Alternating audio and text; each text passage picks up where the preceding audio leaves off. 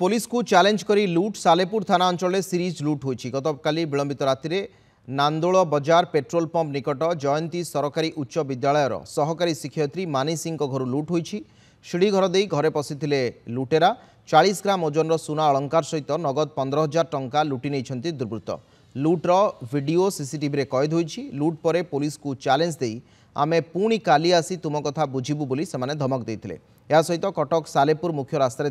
एक तेल टांकी लुट होता अभियोग होती तीनोटी बाइक रे 6 जन मुखापिंधा दुर्वृत्त आसी कर्मचारी को धमक देते बंधुक भुजाली देखाई नगद 60,000 टंका और 4टी मोबाइल लुट कर अभियोग होती आज उभय स्थान रे पुलिस पहुंची साइंटिफिक टीम सहित तदंत चलाई किंतु पुलिस एपर्यंत क्या धरवे सफल होना। राति 6 जन लोक 3टी पल्सर बाइक रे आसते पदार आमर राजेश भाई ड्यूटी करते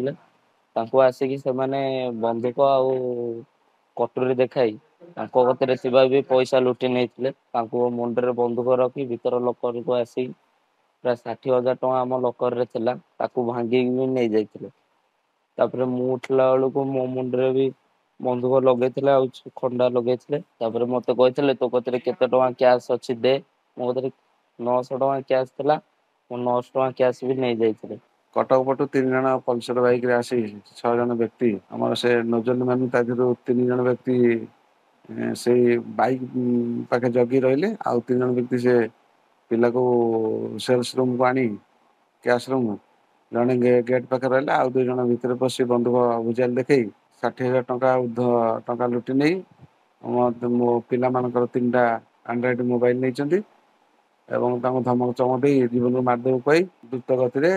सालेपुर आड़ को पड़े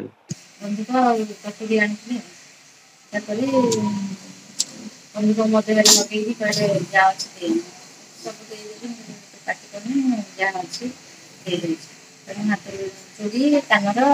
मंगलसूत्र सब खोलिक गडरेज चाबी सब लुगापटा झाड़ी झुंडी सब गोटी गोटी कर देखी जहाँ तार पाइला जहाँ 500 गड्रेज